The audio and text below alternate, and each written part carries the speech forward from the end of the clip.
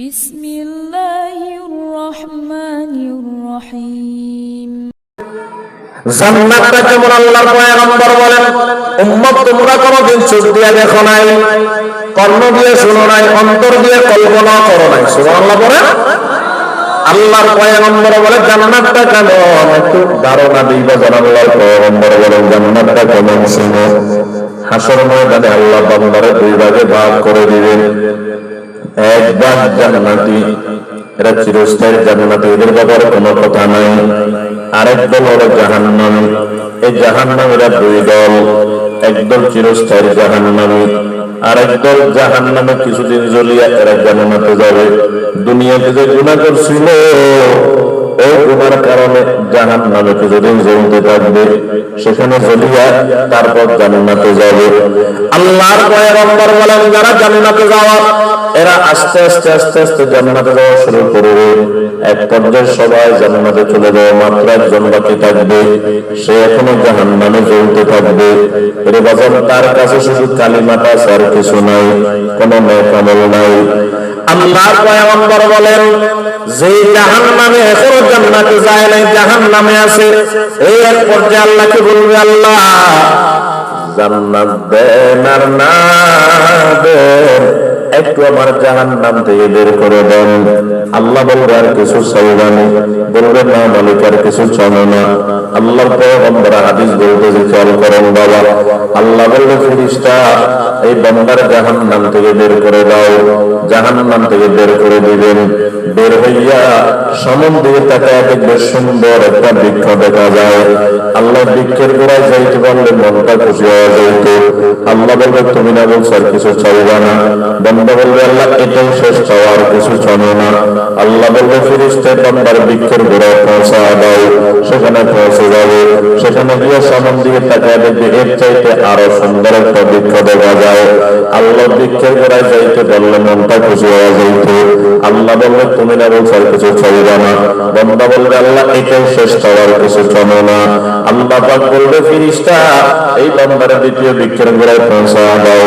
দ্বিতীয় বৃক্ষের গোড়ায় চলে যাবে, সেখানে গিয়ে বান্দা সামন দিকে তাকায় দেখবে এর চাইতে আরো সুন্দর একটা বৃক্ষ দেখা যায়।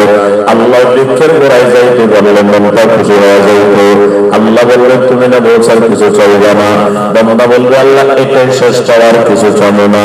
আল্লাহ বলবে তৃতীয় বৃক্ষের গোড়ায় পৌঁছা দাও। তৃতীয় বৃক্ষের গোড়ায় পৌঁছে যাবে। আরে বাজার তৃতীয় বৃক্ষের গোড়ায় গিয়া সেখান থেকে আবার সামন দিকে তাকায় দেখবে আর কোন বৃক্ষ দেখা যায় না। এবার সামন দিকে তাকাইলে সরাসরি আমার মালিকের জান্নাতটা দেখা যায়। সুবহানাল্লাহ বলে আয় আল্লাহ আপনার জান্নাত তো বড় সুন্দর দেখা যায়, জান্নাতে একটু যাইতে দিলে মনটা খুশি হয়ে যাইত। আল্লাহ পাক বলবে তুমি না বলছো আর কিছু চাইবে না। বলবে আল্লাহ এটাই শেষ চাওয়া, আর কিছু চাও না। আল্লাহ বলবে ফেরেশতা জান্নাতের দরজা খুলিয়া দে, আমার বান্দা জান্নাতে যাইতে চায়। আরে বলেন ওসমান ইবনে হাসান ইবনে আহমদ শাকির আল খাদামি রাহমাতুল্লাহি আলাইহি লেখেন বান্দা জান্নাত খুলে দেওয়ার পরে ভেতর দিয়ে জান্নাতে ঢুকে যাবে। সেখানে গিয়ে আল্লাহকে বলবে আল্লাহ এত দামি জান্নাত যদি একটু সামান্য জায়গা করে দিতেন আমি থাকতাম বড় আরামের জান্নাত। আল্লাহ বলবে তুমি না বলছো আর কিছু চাইবে না। বলবে আল্লাহ এটাই শেষ চাওয়া, সামান্য একটু জায়গা করে দেন। আল্লাহ বলবে সামান্য জায়গা আমি আল্লাহ তোমাকে সারা দুনিয়ার সমান একটা জান্নাত দিয়ে দিলাম। যেরকম সুবহানাল্লাহ। আল্লাহ পাক বলবে আর কি লাগবে বল। বলবে এটা দেন। বলবে নিয়ে যাও। আর কি লাগবে এটা দেন, নিয়ে যাও। আর কি লাগবে এটা দেন, নিয়ে যাও। আর কি লাগবে এটা দেন, নিয়ে যাও। এই চলতে থাকবে বাবা। আর কি লাগবে এটা দেন, নিয়ে যাও। আর কি লাগবে বল। এক পর্যায়ে বলবে আল্লাহ আর কিছু লাগবে না।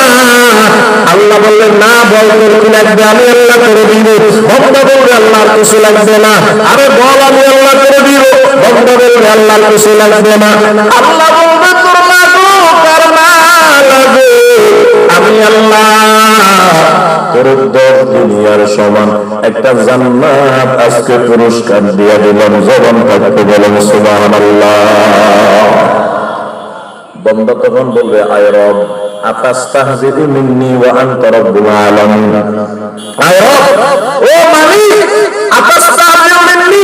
আপনি কি আমার সঙ্গে মজাক করতেছেন নাকি ঠাট্টা করতেছেন?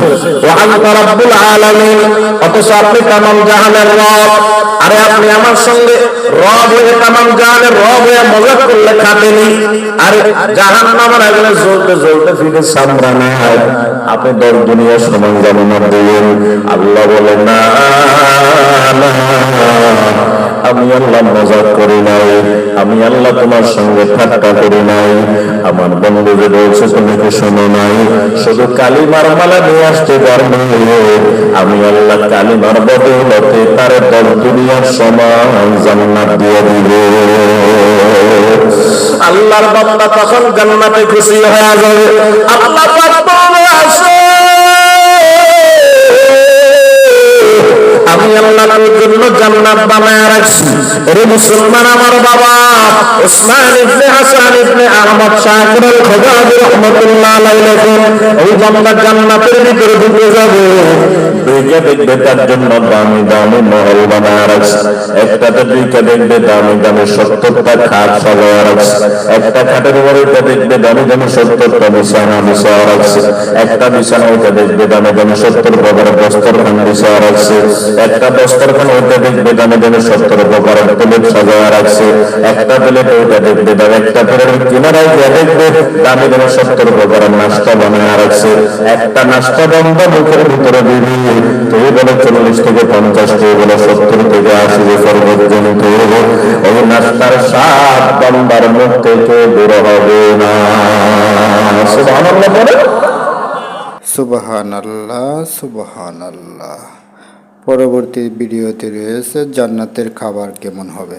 আজ এ পর্যন্তই, দেখা হবে আগামী কোনো ভিডিওতে। আসসালামু আলাইকুম ওয়া রাহমাতুল্লাহ।